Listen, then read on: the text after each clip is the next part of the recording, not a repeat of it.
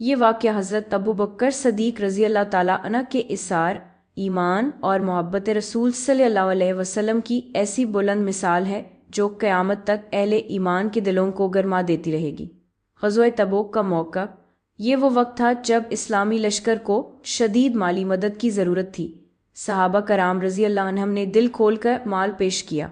حضرت عمر فاروق رضی اللہ تعالیٰ عنہ نے اپنے گھر کا آدھا سامان لا کر پیش کیا، اور جب نبی کریم صلی اللہ علیہ وسلم نے پوچھا، اے عمر، اپنے گھر والوں کے لیے کیا چھوڑا؟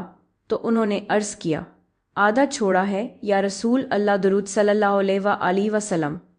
ابو بکر صدیق رضی اللہ تعالیٰ عنہ کا جواب، پھر حضرت ابو بکر صدیق رضی اللہ تعالیٰ عنہ آئے اور اپنا سارا مال پیش کر دیا۔ نبی کریم صلی اللہ علیہ وسلم نے دریافت فرمایا، ابو بکر، اپنے گھر والوں کے لیے کیا چھوڑا؟ تو انہوں نے عرض کیا، اللہ اور اس کا رسول، درود صلی اللہ علیہ وآلہ وسلم چھوڑا ہے۔ ایمان کی معراج، یہ جواب صرف ایک جملہ نہیں بلکہ ایمان کی معراج ہے۔ یہ وہ مقام ہے جہاں دنیا کی ہر چیز قربان کر دی جاتی ہے اور دل میں صرف اللہ اور اس کے رسول صلی اللہ علیہ وسلم کی محبت باقی رہتی ہے۔